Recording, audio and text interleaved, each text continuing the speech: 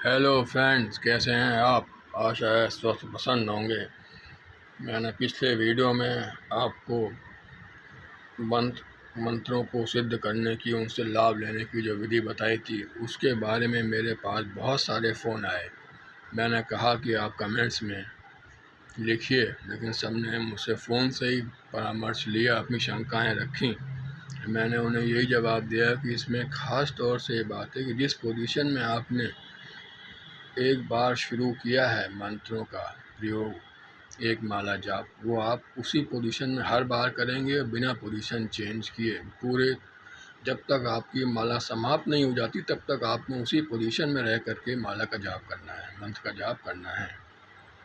खैर, अब आज एक नया वीडियो लेकर मैं उपस्थित हुआ हूँ। कृपया सब्सक्राइब करें, शेयर करें, लाइक करें, ताकि मेरा हौसला बढ़े और ये मेरी ज्ञान जन जन तक पहुँचे, सब लोग लाभान्वित हों।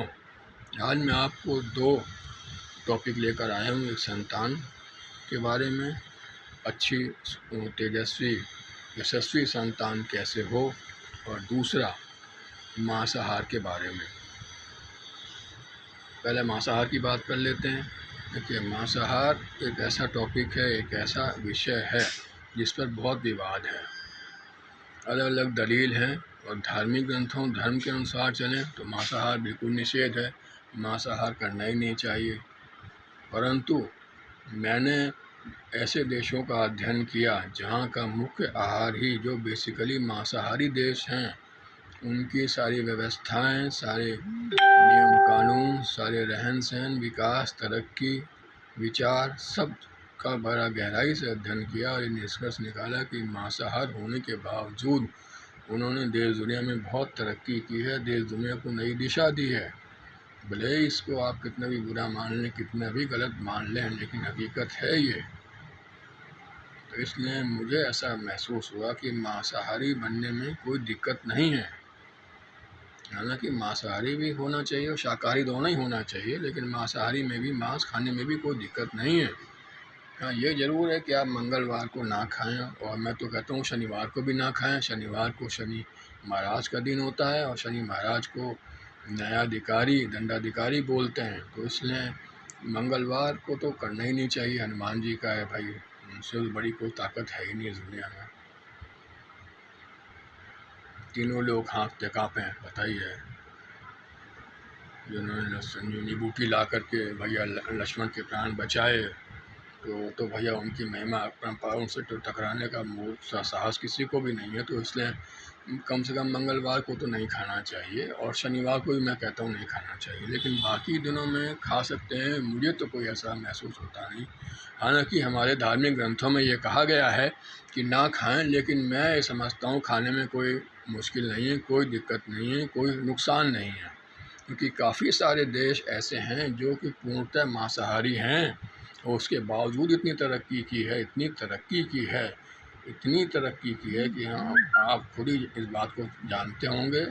आप गूगल पे सर्च करिए, आपको मालूम पड़ जाएगा कौन कौन से देश मांसाहारी हैं, उनकी क्या रुतबा है, क्या उनकी जीडीपी है, क्या तरक्की उन्होंने की है।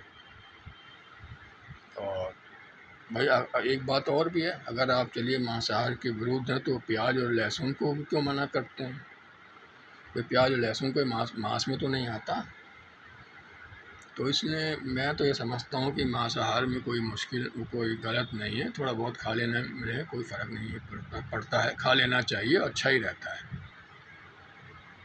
अच्छा ही रहता है। शरीर के लिए पोषक तत्व मिलते हैं, और मांसाहारी से काफ़ी फ़र्क पड़ता है। बल्कि मेरे को एक घटना भी याद आ गई जो मैं जिसका उल्लेख करना बहुत ज़रूरी समझता हूँ। मेरे एक रिश्तेदार के यहाँ इटावा में मांस मछली तो बहुत दूर की बात है, प्याज भी नहीं छूते भी नहीं थे कभी ज़िंदगी में। कुछ मतलब ही नहीं किसी ख़ानदान में कोई प्याज भी छू ले। मांस मछली तो बहुत दूर की बात हो गई, अंडे वंडे तो बहुत दूर की बात हो गई। मेरे एक रिश्तेदार के हैं, बच्चे का आंखें ख़राब हो गई, दिखाने गए और इलाज कराया, तो डॉक्टर ने सलाह दी कि आप कच्चा अंडा जो है दूध में फेंट कर इनको दीजिए, तो थोड़ा सा आँखों पे फ़र्क पड़ेगा, काफ़ी फ़र्क पड़ेगा। उनका हमारा तो खाया नहीं जाता भाई। तो कह रहे हैं भाई तब तो आपको इंजेक्शन और दवाएँ लगवानी पड़ेंगी, और ढाई सी बात है कि भाई तब भी कुछ पौष्टिक आहार तो चाहिए। मुझे ये बात अच्छी तरह से अभी तक याद है। इस बात को कम से कम 30-35 साल हुए, लेकिन तब भी मुझे वो वाक़या याद है। उसके बाद खुद हम उस रिश्तेदार के परिवार में पंचायत हुई, बाकायदा सब लोग बैठे, डॉक्टर की सलाह पर गौर किया गया और फिर ये निष्कर्ष निकाला गया कि ठीक है, ये अंडे खाएंगे और अलग से इनका गिलास, अलग से दूध इनको एक रख दिया जाएगा और अलग से इनका अपने कमरे में एक गिलास रखे रहेंगे, उसी में अलग से बिल्कुल करेंगे, किसी घर से कोई मतलब नहीं। अलग से लाएंगे, अलग से एक आएंगे तो एक अंडा लाएंगे तो एक ही अंडा खाएंगे, दो नहीं आएगा घर में। बहरहाल वो परिवार, वो रिश्तेदार जहाँ पर प्याज भी नहीं छूटते थे, अंडे की शुरुआत हो गई घर के अंदर ही। तो ज़रूरत के मुताबिक जब जान पे पड़ती है तो आदमी सब कुछ खाते हैं। तो इसलिए ये तो मैं इसको कोई बुराई नहीं समझता, खा लेना चाहिए। इसके लिए किसी भी विवाद, किसी भी तर्क, किसी भी कुतर्क, कोई दलील बेकार है। अपनी अपनी दलीलें हैं, हर चीज़ के प्लस माइनस तो होता ही है। शाकाहार में भी खूब होता है और मांसाहार में भी होता है। तो इसलिए निसंकोच खाएं, बिल्कुल भी इसके लिए कोई किसी किस्म की कोई आर्गूमेंट, इफ़ एंड बट्स कुछ नहीं होना चाहिए। शास्त्रों में कहा ज़रूर गया है, लेकिन थोड़ा बहुत खाने में कोई एतराज़ नहीं है। स्वास्थ्य के प्रति अगर सूट करता है तो खा लेना चाहिए। अब बात आते हैं संतान के ऊपर। संतान के ऊपर हमारे धार्मिक ग्रंथों में संतान शास्त्र के नाम से अलग से एक अध्याय है, वो उसमें बड़ा गहराई से विश्लेषण किया गया है कि तेजस्वी किस किस तरह की संतान होती हैं, उनकी उत्पत्ति कैसे होती है, और गर्भाधान पर विशेष ध्यान दिया गया है कि इस समय में, इस तारीख को, इस वार, नक्षत्र और लगन, मुहूर्त, इस काल में, इस समय में, दोपहर में, शाम को, सुबह को, जब भी मिडनाइट को गर्भाधान करने से किस तरह की संतान हमें प्राप्त होती है। जैसे कि राहु काल में यदि आप गर्भाधान करते हैं, किसी भी वक्त अगर राहु काल में गर्भाधान करते हैं तो वो संतान बहुत चालाक, बहुत चतुर, बहुत धूर्त होगी और बहुत बड़े राजनीतिज्ञ होती है, बहुत बड़ा राजनीतिज्ञ बनता है वो संतान। इसी प्रकार मंगल की दशा में या मंगल के मुहूर्त में या मंगल के दिन में अगर कोई संतान है, वो गर्भाधान किया जाए तो निश्चित तौर पे वो सेना में या पुलिस में या आतंकवादी में, इस तरह की उसमें जा सकता है। वो संतान इन्वॉल्व हो सकती है, उस क्षेत्र में नाम कमा सकती है। इसके लिए भी दिन, समय, काल, नक्षत्र, मुहूर्त, बहुत चीज़ों का ध्यान इसमें बताया गया है, बड़े विस्तार से बताया गया है। और जिसको कि बिल्कुल भी कोई ध्यान ही नहीं देता, किसी को पता ही नहीं कि गर्भाधान का भी कोई मुहूर्त होते हैं। बहुत ही कम लोगों को इस बात का ज्ञान है कि गर्भाधान भी विशेष मुहूर्तों में होता है, इच्छित संतान प्राप्ति के लिए। मनोनुकूल संतान, यशस्वी संतान प्राप्ति के लिए गर्भाधान का भी मुहूर्त होता है। या आपको राक्षस की भांति संतान चाहिए, अल्पायु चाहिए, दीर्घायु चाहिए, किस तरह का, अलग अलग सबके बहुत बड़ा विस्तृत ज्ञान है, बहुत गहराई से इसका वर्णन किया गया है।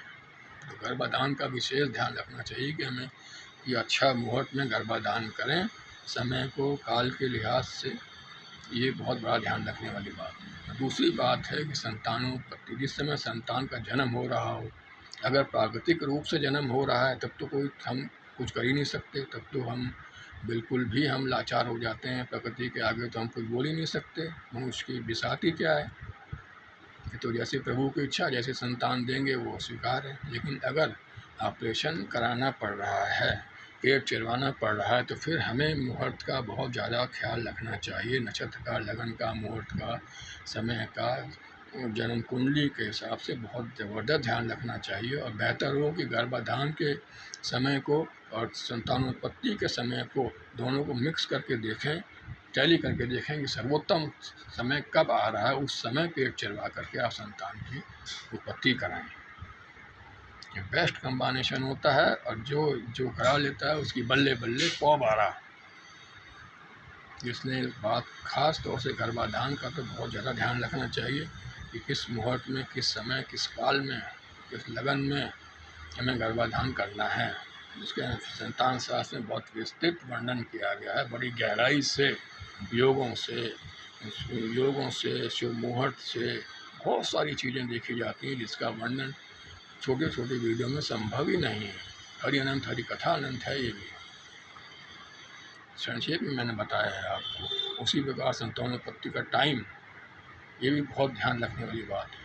अगर गर्भाधान का टाइम आप ध्यान नहीं रख पाए, कम से कम संतानोत्पत्ति का टाइम तो ध्यान रखना ही पड़ेगा। अगर आपने ऑपरेशन से संतान पैदा हो रही है तो कम से कम इसमें थोड़ा बहुत तो लाभ आपको मिलेगा ही।